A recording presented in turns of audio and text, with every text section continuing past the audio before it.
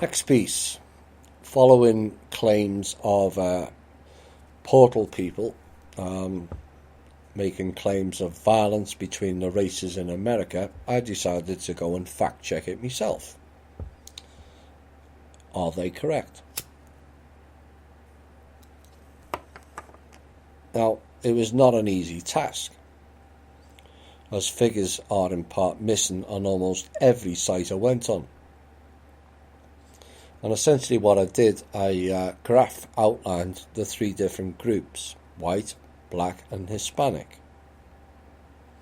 And what the figures brought up was white crime against other people brought up figures of 82% of white crime being against white people.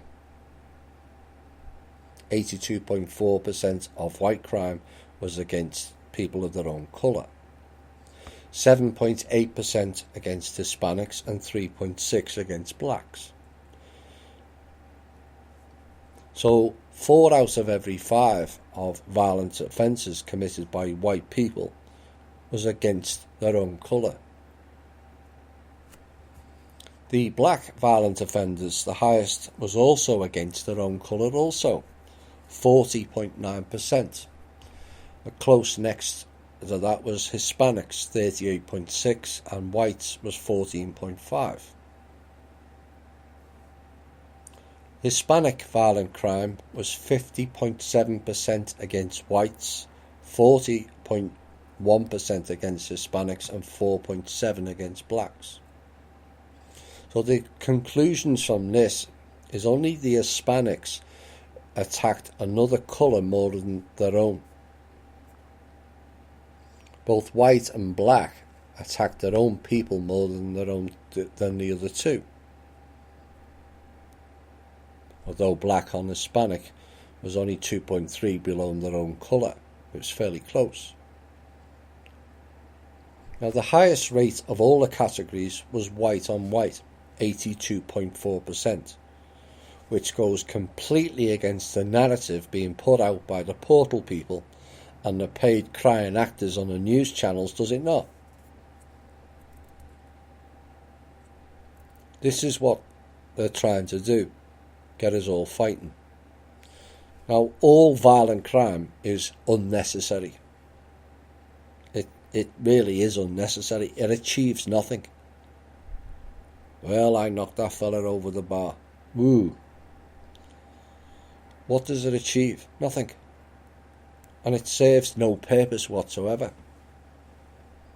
But I did this piece so people can see that the media are spinning a narrative that bears little resemblance to the facts.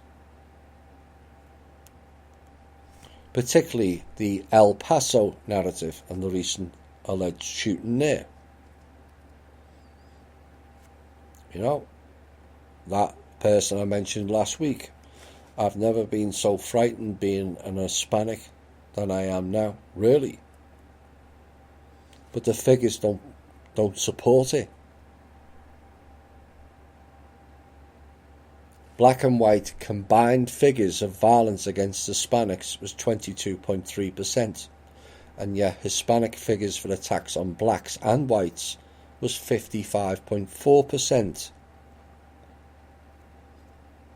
And yet the media are making out the poor Hispanics, and yet the figures tell a different story.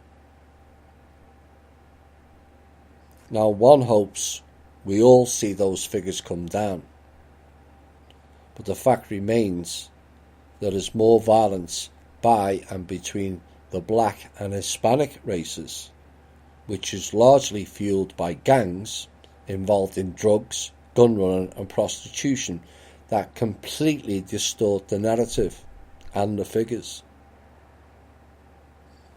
It would be interesting to see the actual violent offence figures when those three criminal enterprises are removed from the main figures, as I imagine the real figures are very low. And when you balance it with the fact that we've got 350 million guns in circulation in this country, It's quite an achievement that it is as low as it is. The problem that needs addressing is the gang-led turf wars in those three criminal enterprises: drugs, gun running and prostitution.